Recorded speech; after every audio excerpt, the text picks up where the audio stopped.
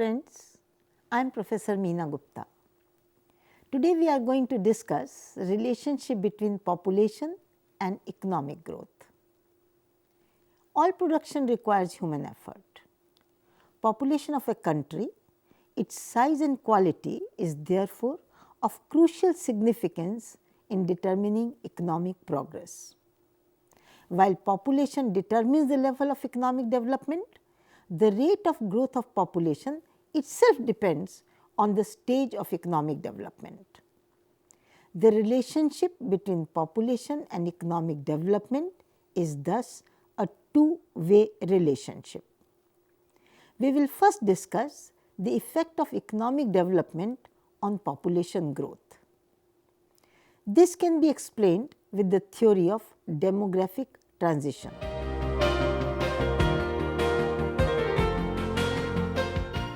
Theory of demographic transition relates population growth to various stages of economic development.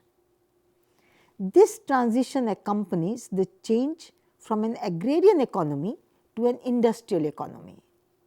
It is a global phenomenon. Different countries are in different stages of demographic transition. Economists have identified 3 stages of population growth corresponding to 3 stages of economic development.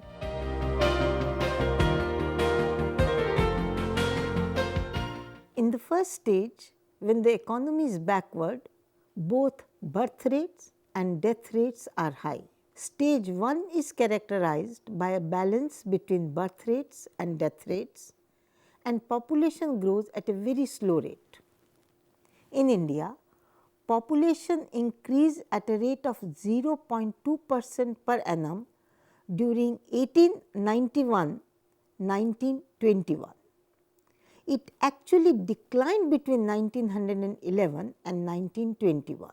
Death rate is very high in this stage for a number of reasons. This includes lack of knowledge of disease prevention and cure and occasional food shortages. Due to low per capita income, masses live on inadequate and unbalanced diet. Medical facilities are limited. Spikes in the rate of death are caused by outbreaks of infectious diseases. Lack of clean drinking water and efficient sewage disposal and poor food hygiene result in water and foodborne diseases. Besides epidemics, famines have also been major killers.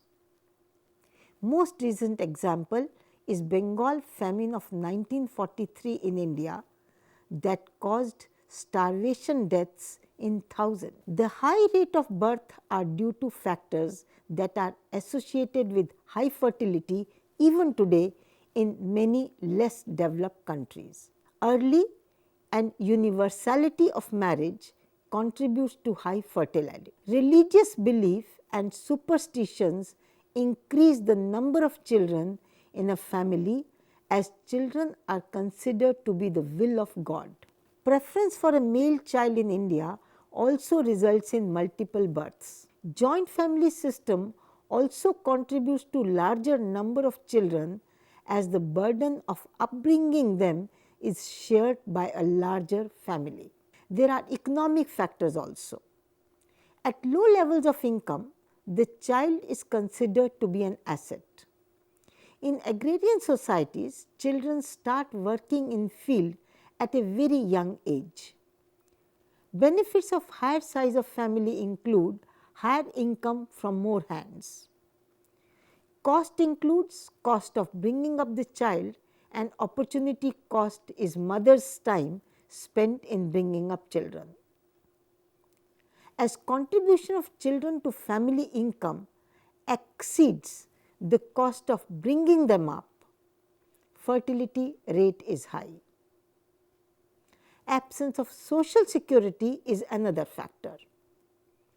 Children provide social security to parents in old age. With a high death rate among children, there is little incentive in rural societies to control fertility. Illiteracy and ignorance of methods of family planning add to the problem.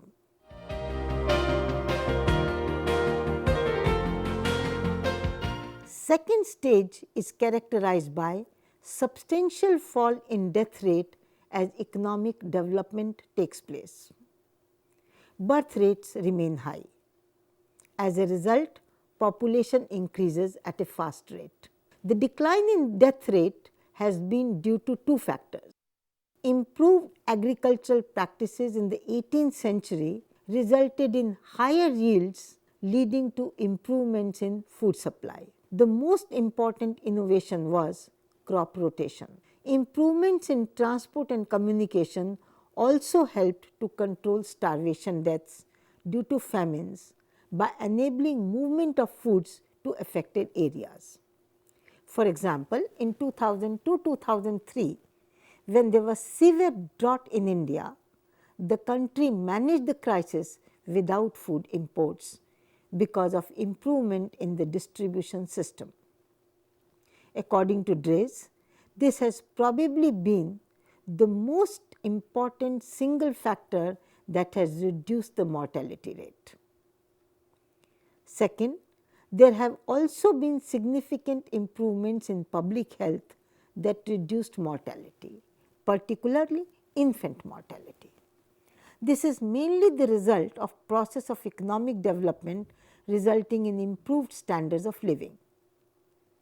Better nutrition levels leads to better health, improvements in water supply, sewage, food handling, general personal hygiene and growing scientific knowledge of the causes of disease prevents spread of infectious diseases. Improved healthcare technologies and improved access to healthcare results in reduction in mortality rates. Another characteristic of stage 2 of the demographic transition is a change in the age structure of the population. In stage 1, majority of deaths are concentrated in the first 5 to 10 years of life. The decline in death rates in stage 2 results in increasing survival of children. Hence, the age structure of population becomes increasingly youthful. However, in this stage, there is no corresponding decline in birth rate which continues to be high. Fertility change requires a more conscious effort than mortality change and requires social and behavioral changes in traditional values. As economic change is slower and majority remains rural, attitudes and values are slower to change. A consequence of the decline in mortality in stage 2 is the rapid rise in population as the gap between death and births grows wider. In India, the demographic transition has been relatively slow but steady.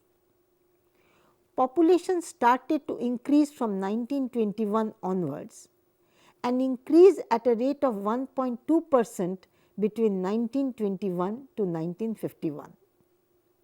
During the last 5-6 decades, there has been a steep decline in mortality rate from 47.2 per thousand during 1911-21 to 25.1 in 1951 to 7.4 in 2007. This has been due to control of famines and decrease in epidemics with better health and medical facilities, increase in income and standard of living with improved nutrition and health, housing, sanitation and clean drinking water. The reduction in crude birth rate has been less steep than death rate, declining from 40.8 in 1951 to 23.8 in 2005. As a result, population increased at a fast rate. The rate of growth of population was as high as 2.22% per annum during 1961-1971 and 2.14% during 80s and 1.93% during 90s. According to the census of 2001, population of India is 102.87 crores. It is estimated that the country's population will increase to 126 crores by the year 2016. India is the second most populous country in the world.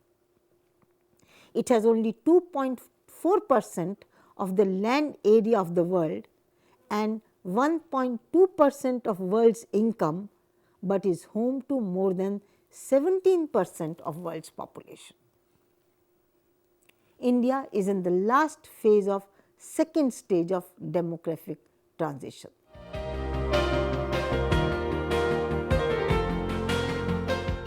In the third stage of demographic transition, birth rate also declines as economy progresses. There are several factors contributing to eventual decline in birth rate. Increasing urbanization changes the traditional values placed upon fertility and the value of children in rural society. Urban living also raises the cost of children to a nuclear family. People begin to assess more rationally as to how many children they desire or need. Once traditional patterns of thinking are broken, the decline accelerates. Continued decline in childhood death means that at some point parents realize they need not require so many children to be born to ensure a comfortable old age. As childhood death continues to fall, parents can become increasingly confident that even fewer children will suffice. With better old age benefits and social security also leads to less dependence of parents on children in old age. Increasing female literacy and employment improves the status of women. Within the family, they become increasingly influential in childbearing decisions. Valuation of women beyond childbearing and motherhood becomes important. In addition, as women enter the workforce, their life extends beyond the family and the connections they make with other women changes their attitudes towards childbearing. Women's employment in non-farm sector also increases the opportunity cost of staying at home to bring up children. Improvements in contraceptive technology also helped in reducing fertility rate in the second half of the 20th century. With number of births and deaths being low and equal, population level stabilizes. Thus, the rate of growth of population depends on the stage of economic development.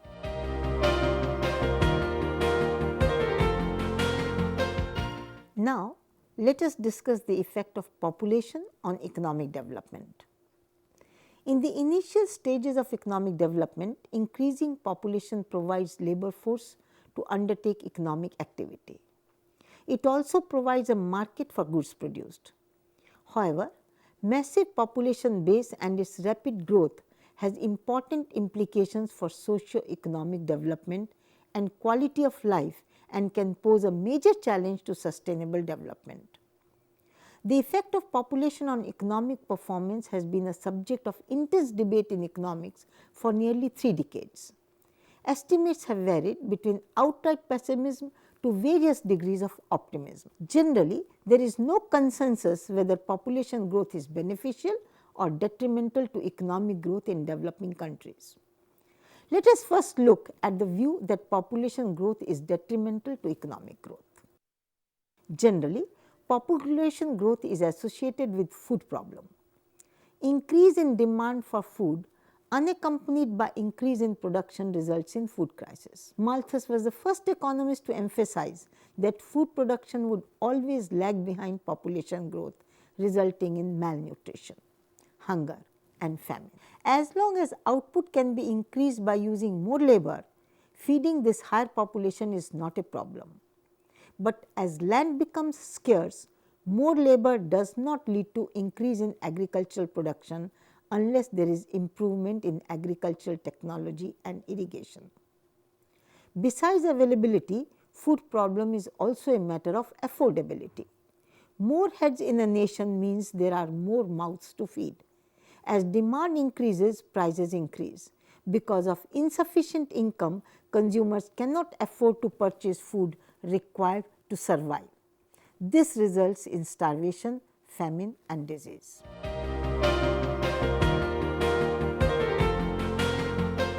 Besides food, increasing population causes scarcity of basic resources such as education, health, water, space, shelter and other goods and services. The need for socio infrastructure is broadened. The rapid increase in school age population and the expanding number of labor force entrants puts ever greater pressure on educational and training facilities. Population growth at a high rate makes universal education difficult. Lack of physical and health infrastructure are economic problems arising out of rapid increase in population. Increasing urbanization that goes with increasing population also puts pressure on urban infrastructure. Shortage of shelter paves the way for growth of slums, insanitation and disease. The government has to mobilize more funds from time to time for furnishing the increasing population with health, education, drinking water and other basic needs. This causes governments to shift investment funds towards health and education rather than in providing directly productive assets. This hinders capital accumulation that is essential for growth.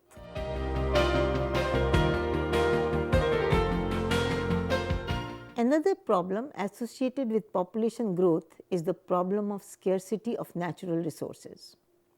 The rapid increase in consumption depletes natural resources on which the livelihood of present and future generations depends. Earth is comprised of 75% of water, rest is comprised of land. Increase in population puts lot of pressure on land. One of the major consequences of population growth is the increase in the population density. In the last 100 years, population density in India has increased from 77 per square kilometer to 325 per square kilometer. It is merely 31 in USA and 138 in China. Most of India's poor live in rural areas and are engaged in agriculture. India faces acute pressure on agricultural land. Over the past 50 years, while India's total population increased by about 3 times, the total area under cultivation increased by only 15.92%.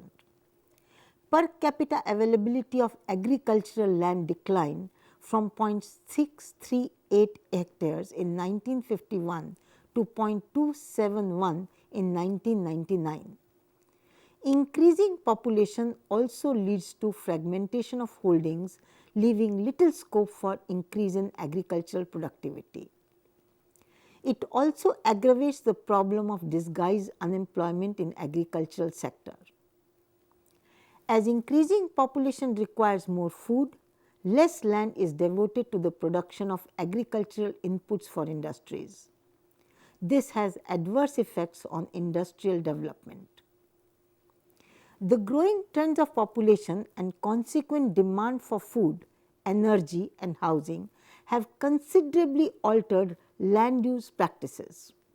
The land for non-agricultural uses, housing, industry and others is increased from 9.36 million hectares in 1951 to 42.41 million hectares in 2000.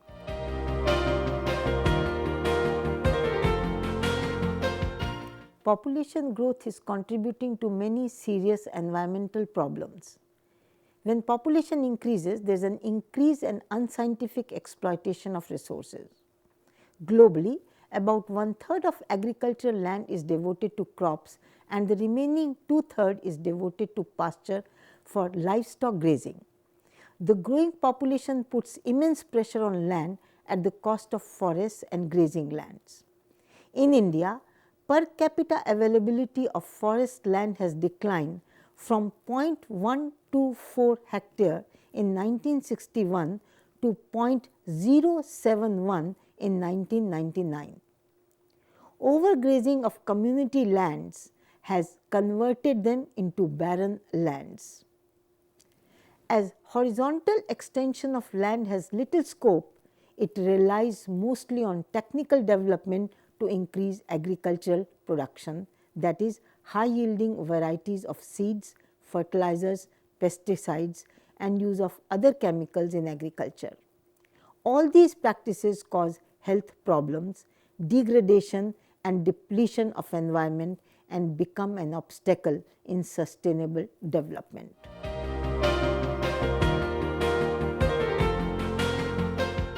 A high rate of population growth intensifies constraints on development of savings and capital formation. An important factor is the dependency effect, which suggests that saving is more difficult for households when there are more children. With better nutrition and health, as life expectancy improves, number of dependents in non-working age group increases. This also causes lower savings and results in less capital formation. This in turn retards growth of physical capital per worker and growth of output worker due to diminishing returns to labor. This, however, may not be correct, as most of the savings are done people in the higher income group and birth rate is lower for this group. As poor people hardly save, high rate amongst the poor has no bearing on saving. Increasing population aggravates the problem of unemployment, underemployment, and disguised unemployment. Failure to develop industries and service sector aggravates the problem. Rapid population growth is also associated with downward pressure on wages and worsening distribution of income and can become a source of poverty. It lowers per capita income as well as Human Development Index.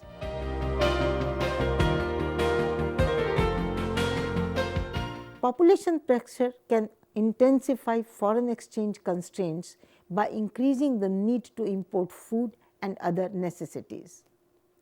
Limited foreign exchange is diverted from import of capital goods to import of food, adversely affecting process of industrialization. All these factors seem to suggest that increasing population creates negative effect on economic growth. Contemporary empirical data does not support this a priori reasoning. A series of studies reassessing the relationship between population and development followed in the 1980s. The National Research Council and the World Bank produced studies suggesting population growth has a mix of positive and negative economic impacts. Now, let us look at the view that population growth has a positive effect in less developed countries. In 1981, economist Julian Simon challenged the consensus that population growth hampers economic development. Population provides larger labor force to undertake economic activities and also provides a market for goods produced. Simon emphasized technology as a key factor driving development and suggested that population growth could influence the pace of technological change. It is believed that population growth in the 18th century was behind technological development that led to industrial revolution in England. Also, increase in population lowers wages. Low wage encourages labor intensive industries. Kuznets compiled data of 21 countries in Asia and Africa, including India. Kuznets reported no significant negative correlation between population growth and the growth of per capita income. These empirical studies do not necessarily show that fast population growth in less developed countries increases per capita income, but they do imply that one should not assert that population growth decreases per capita economic growth in less developed countries. India's demographic profile is now in flux. It is changing in a way that is quite favorable to economic growth. It is estimated that within the next 2 decades, India's working age population, that is population between the age of 15 to 65, will increase by 24 crores, providing great demographic dividend. According to some economists, India will be flooded with elderly individuals in the coming years who will consume more than they contribute and pose a potential threat to India's future prosperity. This is not necessarily true. Higher labor force participation of women, increased migration from labor surplus countries, higher savings from retirement, later age of retirement suggest that population aging will not necessarily impede economic growth. However, growth of the working age share of the population does not automatically lead to economic growth. It provides an opportunity as well as poses a challenge. It enhances the potential for development. The growing rise in number of young citizens may lead to higher savings, higher investment and higher growth rate in terms of GDP. However, it also points to a disaster in case employment opportunities are not created to serve this population.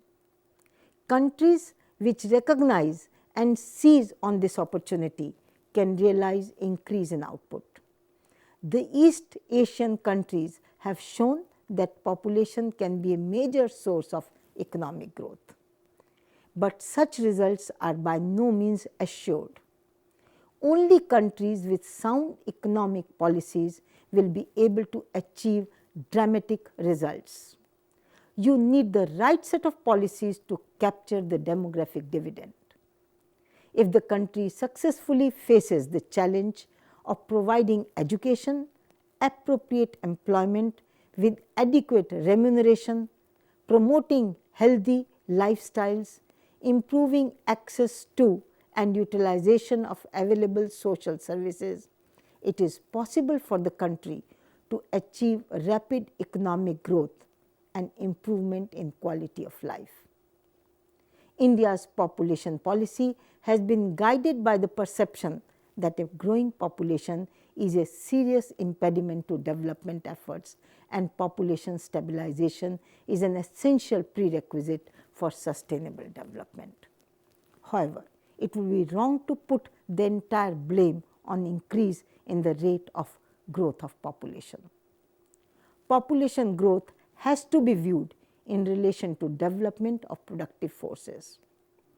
Partly the problem is sow growth. India produces 2,890 kg of paddy per hectare, whereas in China it is 6,060 kg.